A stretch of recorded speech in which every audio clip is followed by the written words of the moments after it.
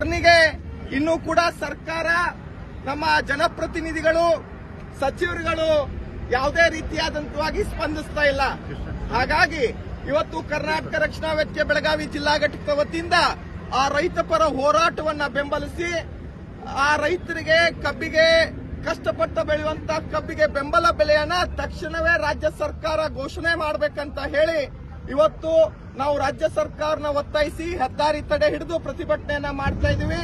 ಸರ್ಕಾರ ಈ ಹೋರಾಟದ ಗಂಭೀರತೆಯನ್ನ ಅರ್ಥ ಮಾಡಿಕೊಂಡು ತಕ್ಷಣವೇ ಬೆಂಬಲ ಬೆಲೆಯನ್ನ ಘೋಷಣೆ ಮಾಡಬೇಕು.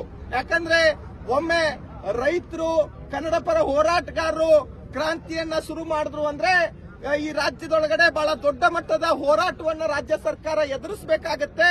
ಅದಾಗಬಾರ್ದು ಅಂತಂದ್ರೆ ತಕ್ಷಣವೇ ರಾಜ್ಯ ಸರ್ಕಾರ ಬೆಂಬಲ ಬೆಲೆಯನ್ನ ಘೋಷಣೆ ಮಾಡಬೇಕು.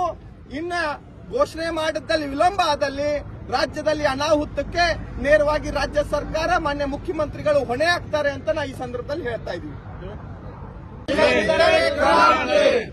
ಕಬ್ಬಿಗೆ ಬೆಂಬಲ ಬೆಲೆ ನಿಗದಿಪಡಿಸಿದರೆ ಇಲ್ಲದಿದ್ದರೆ ಕಬ್ಬಿಗೆ ಬೆಂಬಲ ಬೆಲೆಯನ್ನ ನಿಗದಿಪಡಿಸಿದರೆ ಇಲ್ಲದಿದ್ದರೆ ಕಬ್ಬಿಗೆ ಬೆಂಬಲ ಬೆಲೆಯನ್ನ ನಿಗದಿಪಡಿಸಿದರೆ ರೈತ ಪರ ಹೋರಾಟಕ್ಕೆ ರೈತ ಪರ ಹೋರಾಟಕ್ಕೆ